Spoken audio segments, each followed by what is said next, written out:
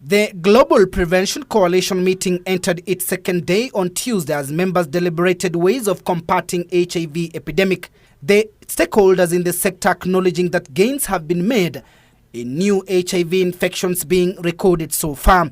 The National AIDS Control Council Chief Executive Officer Nduku Kilonzo calling on the Minister of Health to provide policy and a strategic framework for mobilizing resources towards halting transmission of the disease.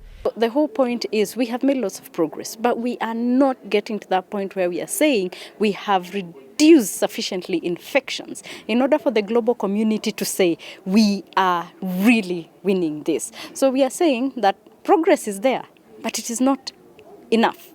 How do we accelerate? Kilonzo says more interventions are needed if the country must attain the required threshold in the new cases of HIV. I am particularly honored that NACC directors from across the different parts of the world are here, and we spent the whole meeting reflecting on what the ministers' commitments were yesterday and how we can implement those commitments. We have spent the morning reflecting on how we are going to, what are the levers that we have to push to make things happen and to change the course of this epidemic significantly.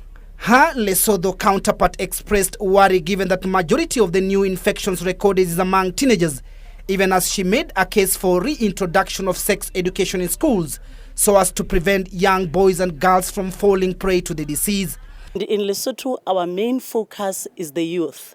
We are saying the youth represent a window of opportunity for the countries to move to eradicate, or we are no longer controlling HIV, but to eliminate AIDS by 2030.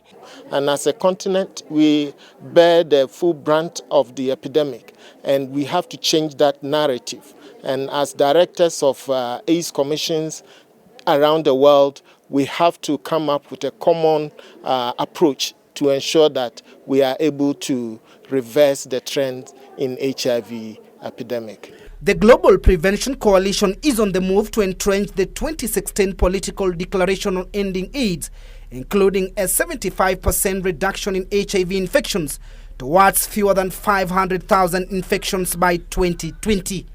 Timothy Kipnusu for Channel 1 News.